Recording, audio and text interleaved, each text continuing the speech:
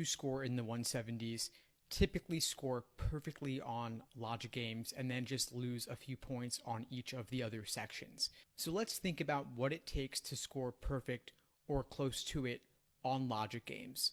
There are a few things that top performers do differently than other students in order to maximize their success on the logic games section. First of all, they have a plan of attack in which they approach the logic games questions within a game.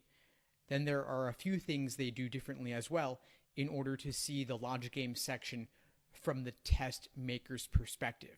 But first, let's look at their plan of attack. They do orientation questions first, then the local questions, then the global questions.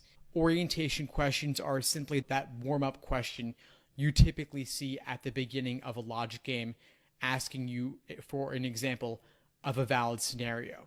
Then there are the local questions that insert a specific constraint on the game that, when combined with the rules, give you a more constrained scenario. And finally, you have the global questions that are more general in nature. The benefit of doing the logic games questions in this order is that it gives you more valid scenarios, which will allow you to eliminate answer choices more quickly and arrive at the correct answer more efficiently without having to draw as many additional hypothetical scenarios. Now, one of the biggest ways to get into the test maker's perspective is to write your own LSAT logic games from scratch. This, of course, is difficult. It's pretty much as difficult as it sounds, but it is possible to do. I've written several of my own LSAT logic games from scratch of a variety of different question types. These are not simply official LSAT logic games with the topics and variables changed like some prep companies have done.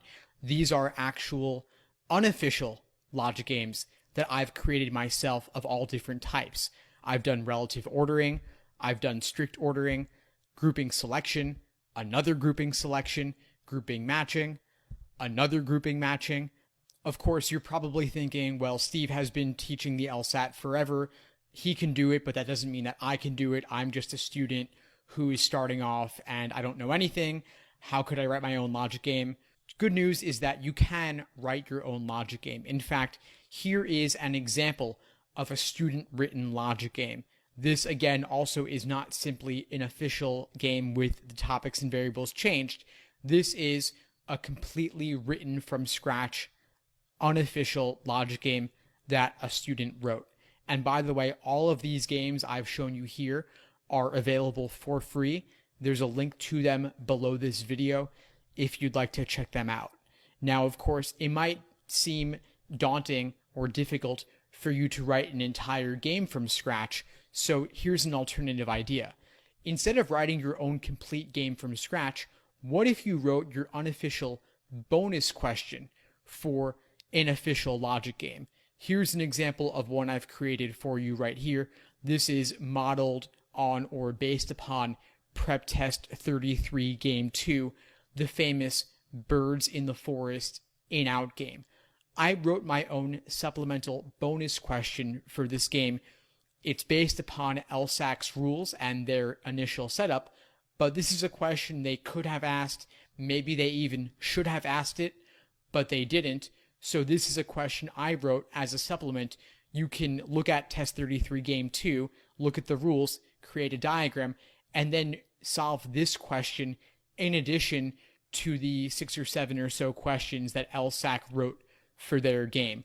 I've written 40 unofficial questions like this for each of the 40 logic games in prep tests 29 through 38, as well as many more, and they're linked below this video if you'd like to check them out.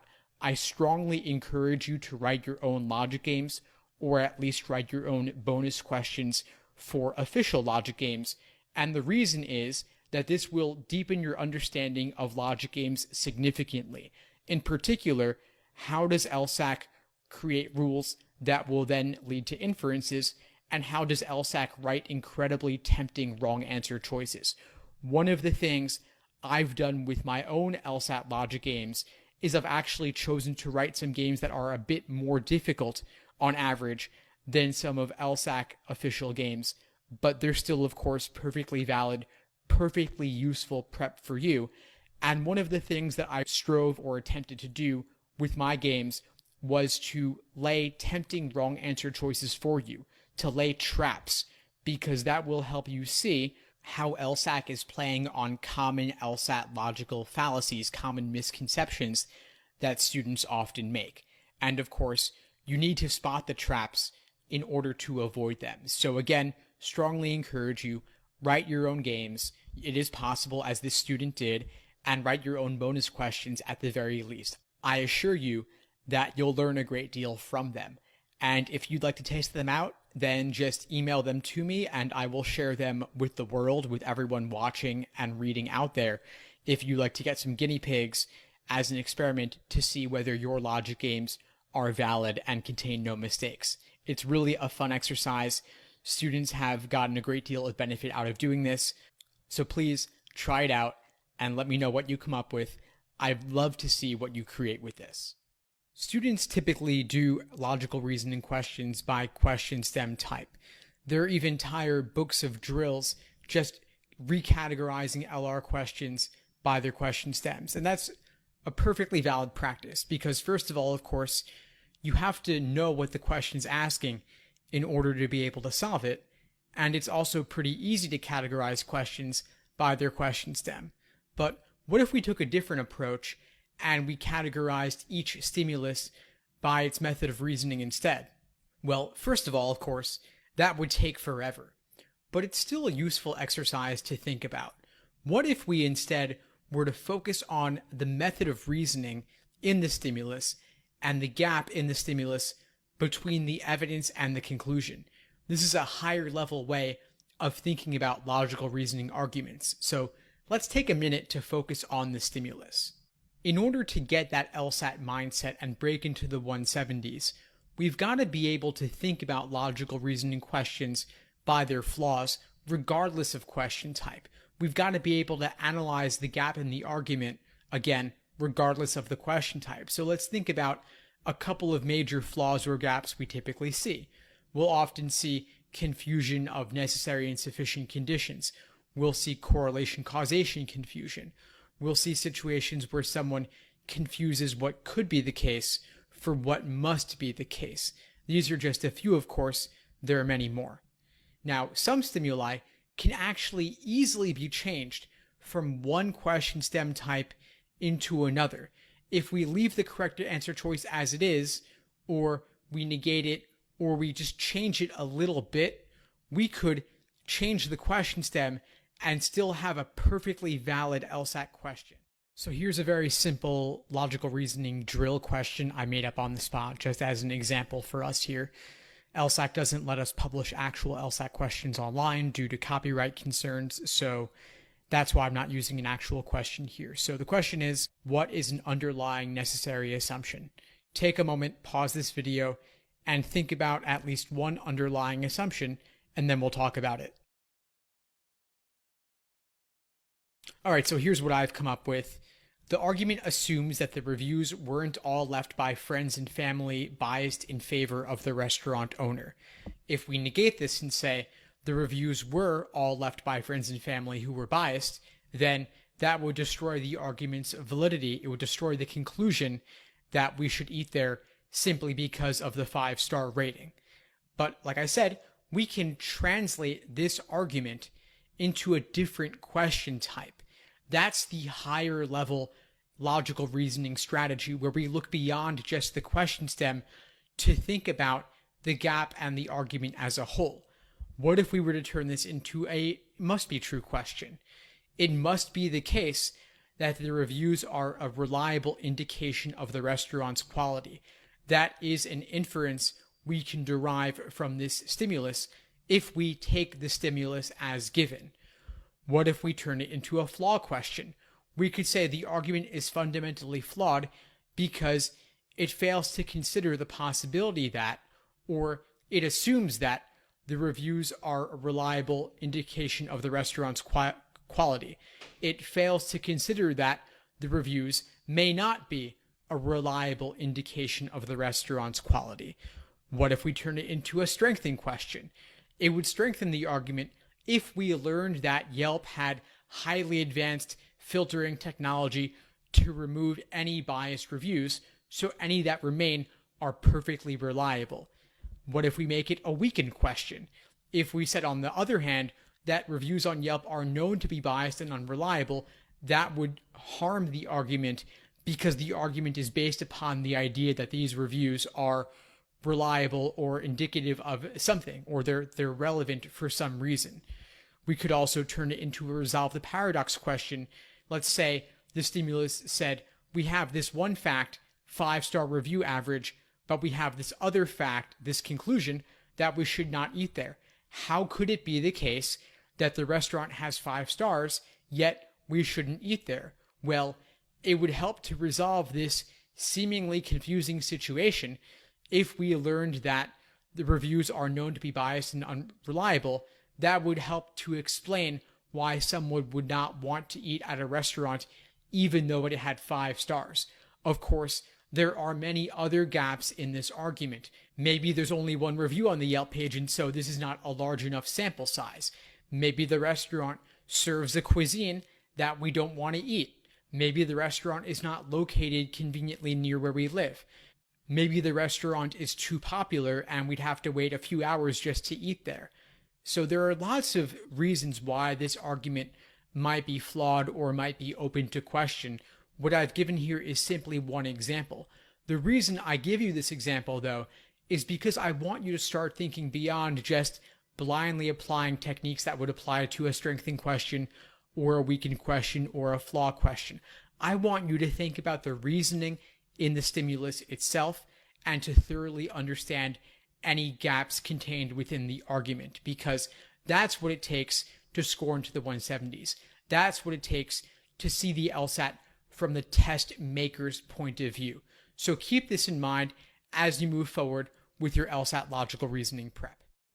Most students spend way too long highlighting, underlining, and taking notes for LSAT reading comp. If you think about it, you only have on average 8 minutes and 45 seconds per passage. Sure, some are harder, some are easier, but that is your average. And you have 6 or 7 questions per passage. So if you spend more than 2.5 or 3 minutes on your initial read of the passage and taking all those notes, you're not going to have enough time to evaluate and solve all the questions. In my experience, the students who do best on reading comp mark very little or not at all. All those techniques for highlighting and underlining just don't make sense on LSAT test day when you have limited time. And of course, the digital LSAT has highlighting and underlining tools, but I would not recommend using them. It takes too much time to click around and make all those markings. Furthermore, those markings might hurt you later when you're going back to the passage, you're looking at the text, and you can't unsee what you've drawn or highlighted. You can't remove it easily. Once you've made a marking on the page, you're always going to be looking back to that marking even when you don't want to. So instead, I recommend no marking at all or a very minimal marking system. I recommend noting or marking for viewpoints, which are opinions, theories, and hypotheses, essentially equivalent to conclusions in logical reasoning questions. I recommend marking or noting where the evidence appears. Those could be details and supporting examples. And then finally, the advocates. Who, if anyone, is promoting or advocating a particular position? I'd pay special attention to the viewpoints, especially the author's opinion, if any. That's going to be your number one thing for when you go on to the questions. And speaking of the questions, I found that the best students, the ones who solve reading comp passages most efficiently, don't do the questions in the order given. And there's a reason for that. The general questions, like your main idea, primary purpose, and passage organization questions, all of those you could knock out first. In fact, with just your understanding of the author's opinion and the main idea of the passage, you can probably knock out 2 questions off the bat. Then you could do your detail-oriented questions, which sometimes reference a specific line, and finally save those inferential, or most strongly supported questions for last. So again, order of difficulty in which you approach the questions on a passage can help save you time because it builds your understanding of the passage as you go. You're going efficiently, building your momentum, and building your confidence as you go through the reading comprehension passage. So those are my quick tips for 170 plus. I'll be sharing much more, so please subscribe and stay tuned for more.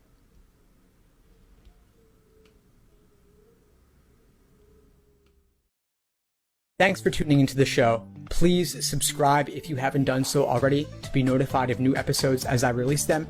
And feel free to reach out if you need anything at all as you move forward with your prep. I'm happy to help however I can. In the meantime, I'll wish you all the best and take care.